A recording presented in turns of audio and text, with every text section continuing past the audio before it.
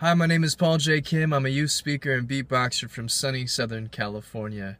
You know, it's a funny thing that in high school it seems to be the common mantra among guys. Yo, did you get some? Did you go to the dance and did you get some? Like, that seems to be the thing that makes you a man.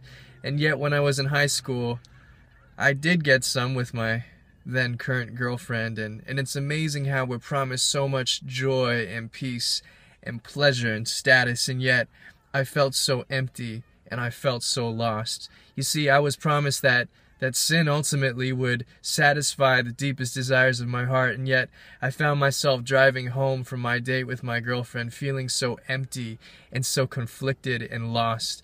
I knew that I was in the wrong. I had been raised differently, and yet I had listened to my culture and I'd listened to MTV and my peers and what they were saying. And it's crazy, I felt lost. I knew exactly where I was driving home to, and yet spiritually, I felt lost.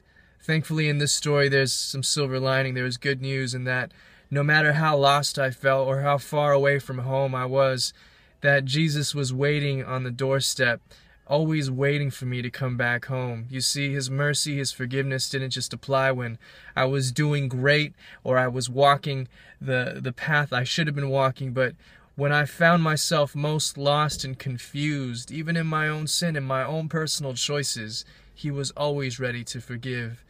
This Lent, I think we're reminded, rather than just having to eat fish fillets at McDonald's every Friday, that we have a God who calls us home no matter how far away we feel.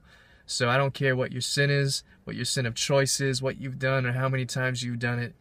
We have a God who says, come home, just like He said to the prodigal son. Our faith is a journey, and you don't have to be perfect to go to God, but it's going to God that perfects you, that changes you, that makes all things new.